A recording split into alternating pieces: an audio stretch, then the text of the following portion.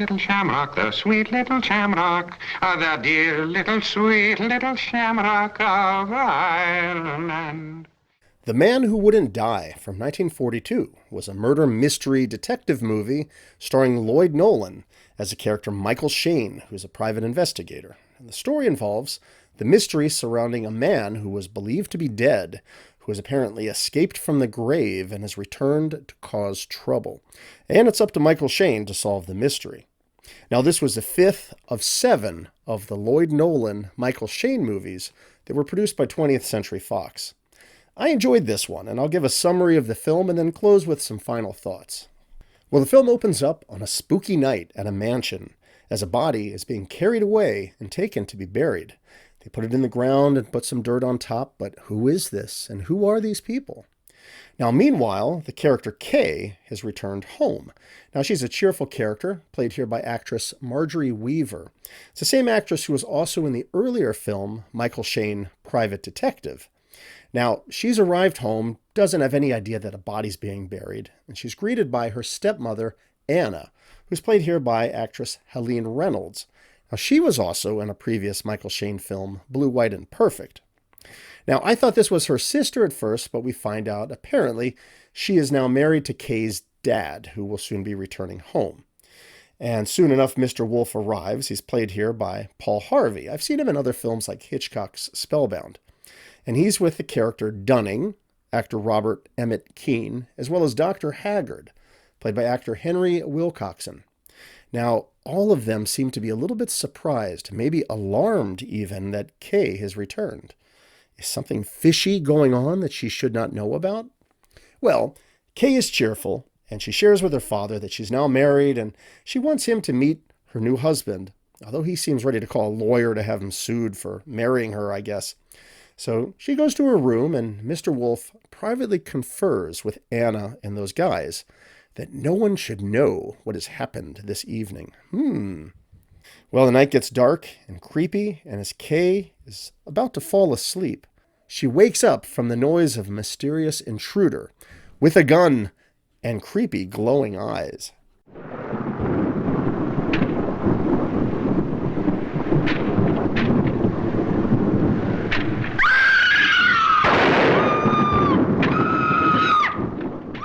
Well, she screams, dodges the bullet, and soon the family arrives to her room. Now, she thinks that she has seen a ghost, but Mr. Wolf and the guys, they revisit the grave, and they discover the body they had buried earlier is gone. Well, we cut over to Lloyd Nolan as the character Michael Shayne, cheerfully driving along and singing. There's a dear little plant that grows in our isle. 'Twas St. Patrick himself sure that set it. And the sun on his labours with pleasure did smile, and with dew from his eye often wet it. It shines through the bog, through the brake and the mireland, and he called it the dear little shamrock of Ireland.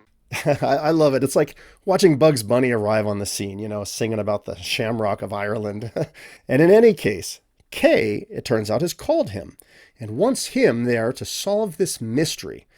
And since he's convinced there's no such thing as ghosts, she pays him to do this investigation and figure it out. But she tells him that she's married now, and because her husband isn't there, he will need to pose as her husband while there to investigate. So they arrive at the mansion, and he carries her through the door, the old just married tradition, and they both kind of topple in on the floor.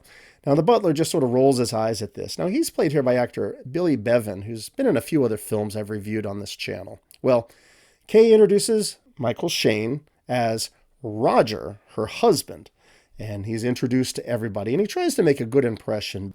So they leave, and Shayne goes around investigating, asking questions, and inside of Kay's room, he finds a bullet has been lodged into some wood by the bed. It's a slug from a .32 automatic, so he needs to find the gun that this came from. Now, Shayne wants to go and see this laboratory in the basement that belongs to Dr. Haggard. So he and Kay, they go down and sneak around this basement. Now, Kay's dad has Dr. Haggard working in this lab on ways to prolong life. And while snooping around, Shayne finds a box of .32 slugs in a desk. And that gives him a clue. And he also gets silly with a skeleton. Well, Have a cigarette, Mr. Bones? Don't care if I do. Oh, I saw your lips move. Sorry. There you are. Now, I gotta admit, this part of the film was a little bit weird, a little silly, but let's go with it. Shayne sees an electric chair-looking device and, for some ridiculous reason, decides to sit down in it and switch it on, which leads to a weird, comical scene of him appearing to get electrocuted.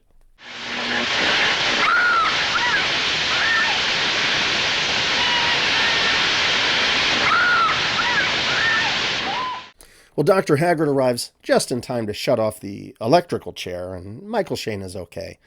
Now, Kay brings up the bullet, and Shayne says they need to go and they need to talk to Mr. Wolf about this. So they get everybody gathered around a table, and Mr. Wolf explains that the person that broke in and shot the gun was likely a former colleague of his, one that was bitter from the end of their partnership. And he wanted money and didn't get enough, so he had gone a little crazy. And Mr. Wolf doesn't want the police involved for some political reasons, and instead, they decide to just hook up a security system. Well, that night, as everybody's off to bed, somebody sneaks in and actually shuts off the security system box, and soon enough, the mysterious character with the glowing eyes makes his way through the house.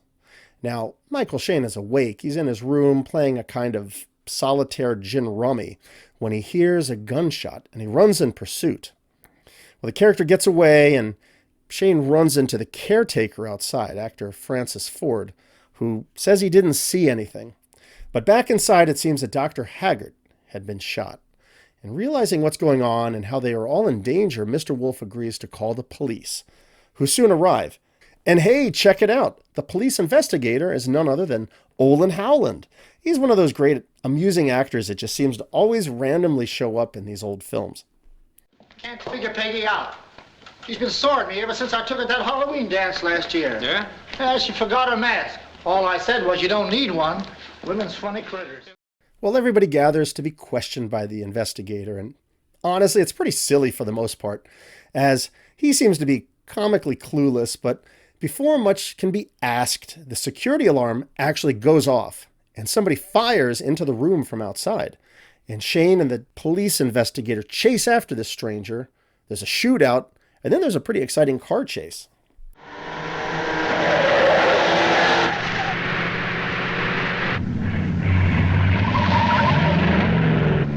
Hold on to your hat, Chief. Oh, get out. You're always worrying about my hat. So the car chase goes on for a while, and they're able to get to a shortcut and cut off the bad guy.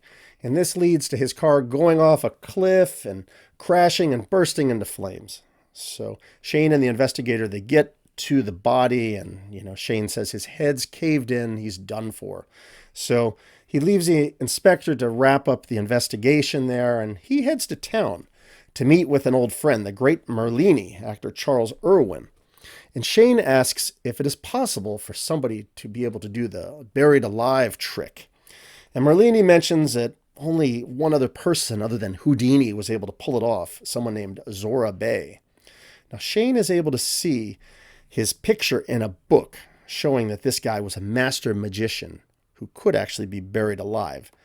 So Shayne is starting to put things together, and he's starting to suspect that this Zora Bay character could have been behind the crimes. So he calls the investigator at the morgue, pretending to be a reporter, and asks, "Hey, what color are the eyes of the killer?" So the inspector goes in to look, and you guessed it, the body's gone. Now, around this point, the real Roger Blake, actor Richard Dare, shows up at the house. The guy that was married to Kay in reality. So as everybody gathers at the house, the gig is up for Shayne, and at this point, everyone seems to be ready for him to leave now that he's been outed. But when the inspector arrives and they discuss the missing body, Mr. Wolf may have more information to share with Shayne. Now, with only a little bit of the film left, I don't want to reveal the big conclusion. I'm not going to drop any spoilers, so I'll leave it up to you to see if Michael Shayne can solve this mystery once and for all and find the killer. So let me wrap up with some closing thoughts here. The Man Who Wouldn't Die came out in 1942. It was directed by Herbert I. Leeds, who also directed the previous Michael Shayne film, Blue, White, and Perfect. The working titles of this film were No Coffin for the Corpse and also $1 Million Ghost. Now, as far as murder mystery films go, this one was enjoyable while not being particularly deep. I mean, honestly, I always enjoy Lloyd Nolan in whatever film he's in, and of course, he's the main draw of this movie. But this one was maybe a little more light and comical, a little more so than I would have preferred. Now, like the character Michael Shayne just sort of shows up in a breezy sort of way and goes along with the strange events at this spooky old mansion. It almost feels cartoonish with his character at times. You know, the gimmick with the electric chair, the silliness of Olin Howland's detective character. I mean, it works as a less than serious detective film, but that's really all that it is. But look, I still enjoyed it, but films in the series like the previous one, Sleepers West, offered a little more in terms of story and character development and so on. Honestly, there's really not much to the mystery here. You can kind of start to put things together pretty easily as you watch, namely when the magician character and his gimmick is introduced. And in thinking about it, the film is really devoid of any sort of romance either, because you have Marjorie Weaver's character Kay very early into the film is established as being newly married. So Michael Shayne just kind of seems to pal around with her more than anything, kind of like a big brother or something. And things like the doctor's basement laboratory, I mean, really felt out of place. This was almost like something from a Universal monster film belonging to Dr. Frankenstein. And it was interesting and funny, but it didn't really offer much to the story, other than some comic relief.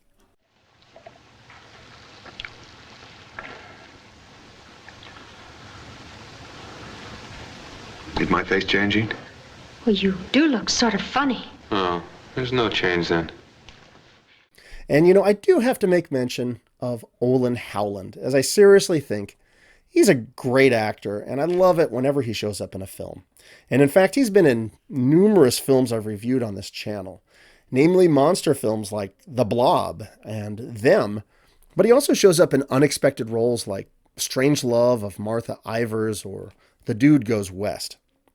A little bit of his background from the early 1900s to the 1920s.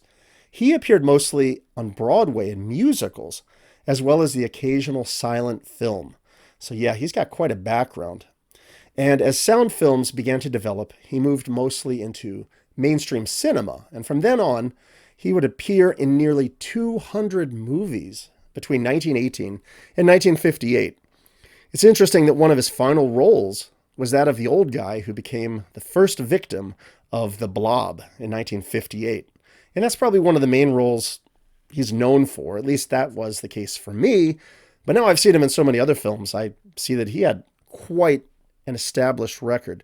And from what I see, he usually plays small roles, not really the lead.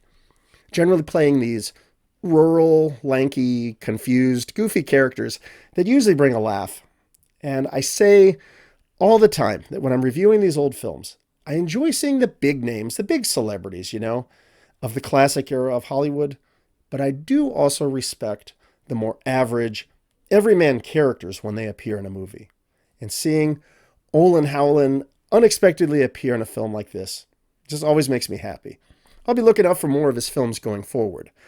Now, other than the films mentioned before, do any of my 3 fans know of any other films that he's been in that are worth checking out? Please let me know in the comments. Anyhow, those are my thoughts about The Man Who Wouldn't Die from 1942. It was an enjoyable murder mystery with Lloyd Nolan, Marjorie Weaver, and Helene Reynolds. It was not overly deep.